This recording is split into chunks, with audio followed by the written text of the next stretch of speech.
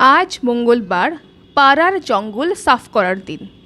কবিগুরু রবীন্দ্রনাথ ঠাকুরের এই কথাটাই যেন সত্যি করে দেখাচ্ছে বিজেপি।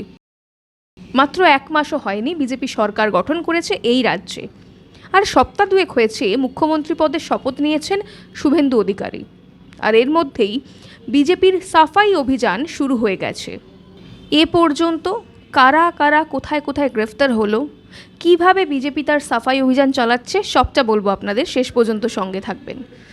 নমস্কার, আমি স্বাতী, মাধ্যম ইউটিউব চ্যানেলের আরও একটি ভিডিওতে আপনাদের স্বাগত জানাই। 9ই মে মুখ্যমন্ত্রী পদে শপথ নিয়েই দুর্নীতিমুক্ত বাংলার প্রতিশ্রুতি দিয়েছিলেন শুভেন্দু অধিকারী। যেমন কথা তেমন কাজ, শুরু থেকেই শক্ত হাতে বাংলার রাশ ধরার চেষ্টা করছেন তিনি। দুর্নীতিকে গোড়া থেকে উপড়ে ফেলার জন্য যা যা পদক্ষেপ করা প্রয়োজন তাই করছেন। রাজ্য জুড়ে শুরু হয়েছে পুলিশ এবং কেন্দ্রীয় তদন্তকারী সংস্থার তল্লাশি। প্রাক্তন মন্ত্রী থেকে শুরু করে ব্লক স্তরের নেতা, অভিযোগ থাকলে কাউকে রেয়াত করছে না সরকার। পরিসংখ্যান বলছে সরকার গঠনের 11 দিনে দুর্নীতিসহ একাধিক মামলায় গ্রেফতার মোট 13 জন।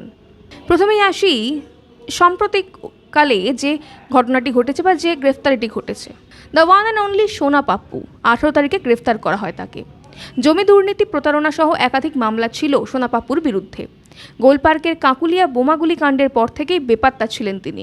গত সোমবার সকালে সল্টলেকের সিজিও কমপ্লেক্সে ইডি দপ্তরে সস্ত্রীক হাজির হয়েছিলেন সোনা পাপ্পু ওরফে বিশ্বজিৎ পোদ্দার। রাতেই তাকে গ্রেফতার করা হয়। একই দিনে গ্রেফতার হন আসানসোলের তৃণমূলের ব্লক সভাপতি রাজু আলুওয়ালিয়া। তার বিরুদ্ধে তোলাবাজি সহ একাধিক অভিযোগ ছিল। এরপর 17 তারিখে ব্যাক টু ব্যাক একই দিনে গ্রেফতার হয়েছেন 5 জন। তার মধ্যে রয়েছেন সরঞ্জিত বিশ্বাস, গৌরীশঙ্কর মাহেশ্বরী, মৌমিতা ভট্টাচার্য। তোলাবাজির অভিযোগে গ্রেফতার করা হয়েছে নদিয়া কৃষ্ণনগর 1 পঞ্চায়েত সমিতির কর্মাধ্যক্ষ সরঞ্জিত বিশ্বাসকে। অর্থের বিনিময়ে বিল্ডিং প্ল্যান পাশের অভিযোগে গ্রেফতার হন দিনহাটা প্রাক্তন পুরসভার পুরপ্রধান গৌরীশঙ্কর মাহেশ্বরী। একই ঘটনায় গ্রেফতার করা হয় পুরকর্মী মৌমিতা ভট্টাচার্যকেও। এছাড়াও পুলিশের জালে আরও 2 জনকে ধরা হয়। এরপরে যার গ্রেফতারি বেশ নাটকীয়তায় মোড়া তিনি হলেন শান্তনু সিনহা বিশ্বাস, প্রাক্তন ডিসি। 14 তারিখে গ্রেফতার করা হয় তাকে। সোনা পাপ্পু মামলায় নাম জড়িয়েছিল মমতা বন্দ্যোপাধ্যায়ের বিশেষ এই আস্থাভাজন প্রাক্তন ডিসি শান্তনু সিনহা বিশ্বাসের। তাকে একাধিকবার তলব করেছিল ইডি। তিনি বাঁচতে হাইকোর্টের দ্বারস্থ পর্যন্ত হয়েছিলেন। পরবর্তীতে তার নামে লুকআউট নোটিশ জারি করা হয়। দীর্ঘদিন লুকিয়েও লাভ হয়নি। 14ই মে ইডি দপ্তরে হাজিরা দেন তিনি। ম্যারাথন জেরার পর তাকে গ্রেফতার করা হয়।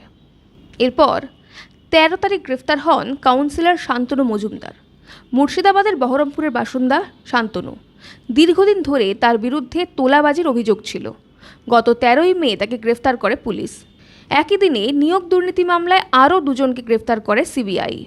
এরপর যার নাম বলবো তিনি তো একেবারে মমতা বন্দ্যোপাধ্যায়ের খাস ঘনিষ্ঠ বলে পরিচিত ছিলেন। 11 তারিখ গ্রেফতার হন সুজিত বসু। বাংলার রাজনীতিতে বড় নাম, একাধিকবারের বিধায়ক, মন্ত্রী ছিলেন তিনি। পুরসভা নিয়োগ দুর্নীতিতে দীর্ঘদিন আগেই নাম জড়িয়েছিল মমতা বন্দ্যোপাধ্যায়ের এই সৈনিকের। অভিযোগ, অর্থের বিনিময়ে 150 জনের নাম সুপারিশ করেছিলেন তিনি। গত 11ই মে ম্যারাথন জেরার পর তাকে গ্রেফতার করে ইডি। বর্তমানে ইডি হেফাজতেই রয়েছেন তিনি। এছাড়াও তোলাবাজির অভিযোগে গ্রেফতার হয়েছেন বিধাননগরের তৃণমূল কাউন্সিলর সুশোভন মণ্ডল ওরফে মাইকেল। তার বিরুদ্ধে এলাকার কয়েকজন দোকানদার থানায় অভিযোগ করেছিলেন। তার ভিত্তিতে এই পদক্ষেপ বলে পুলিশ সূত্রে খবর। এক দোকানদারের দাবি তার কাছ থেকে 3 লক্ষ টাকা তোলা নেওয়া হয়েছে।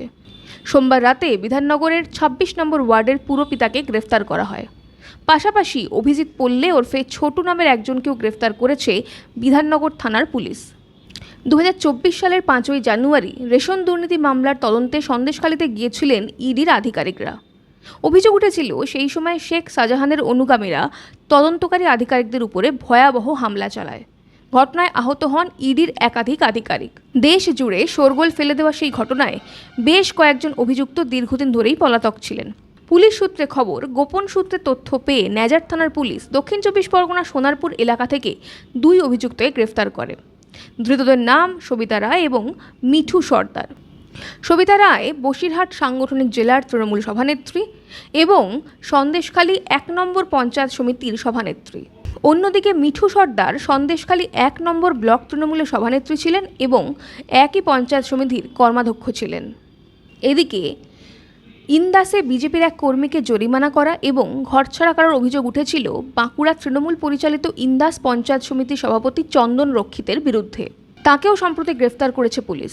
অন্যদিকে বাঁকুড়া জেলারই বালিখাদান থেকে মোটা অঙ্কের তোলাবাজির অভিযোগে গ্রেফতার করা হয়েছে কতুলপুর ব্লকের মদনমোহনপুর গ্রাম পঞ্চায়েতের উপপ্রধান তথা তৃণমূলের দাপুটে নেতা শেখ জাকির আলী ওরফে শেখ লিটনকে। দুই পৃথক অভিযোগে ধৃত দুই জনপ্রতিনিধিকে বুধবার বিষ্ণুপুর মহকুমা আদালতে হাজিরাও করে পুলিশ। ওদিকে শিরে সংক্রান্তি মালা রায়েরও। ভোট পরবর্তী হিংসার মামলায় আদালতে আত্মসমর্পণ করলেন তৃণমূল সাংসদ মালা রায়। সঙ্গে ছিলেন তার ছেলে নির্বাণ রায়ও। 1000 টাকার বন্ডে তাদের জামিনের আবেদন অবশ্য মঞ্জুর করেছে আদালত, কিন্তু তাদের বিরুদ্ধে কি অভিযোগ রয়েছে? অভিযোগ গুরুতর। 4 তারিখ মানে এই 2026 নির্বাচনে যেদিন ভোটের ফল বেরোয় সেদিনেরই ঘটনা। অভিযোগ, টালিগঞ্জ থানা এলাকার বিজেপি কর্মীদের বাড়ি বাড়ি গিয়ে অস্ত্র দেখিয়ে ভয় দেখান দক্ষিণ কলকাতার তৃণমূল সাংসদ মালা রায় এবং তার ছেলে নির্বাণ। সঙ্গে মারধরও করা হয় এবং দেদার হুমকি দেওয়া হয়। সাংসদ এবং তার ছেলে সহ মোট 24 জনের বিরুদ্ধে এফআইআর করা হয় টালিগঞ্জ থানায়। অস্ত্র আইন সহ একাধিক ধারায় মামলা রুজু করেছিল পুলিশ। সেই মামলায় আলিপুর মুখ্য বিচার বিভাগীয় আদালতে আত্মসমর্পণ করে জামিনের আবেদন করেন সাংসদ মালা রায়। যদিও তার জামিন মঞ্জুর হয়ে গিয়েছে, তা সত্ত্বেও যে সমস্ত ধারায় মামলা করা হয়েছে সেগুলো একেবারে মরার উপর খাঁড়ার ঘায়ের মতো। যে কোনো সময় খাঁড়া নেমে আসতে পারে। দেখুন, আমি তো মাত্র কয়েকটা উদাহরণ দিলাম। তৃণমূলের দুর্নীতির এটা হিমশৈলের চূড়া মাত্র, আর সরকারও মাত্র কয়েকদিন এসেছে।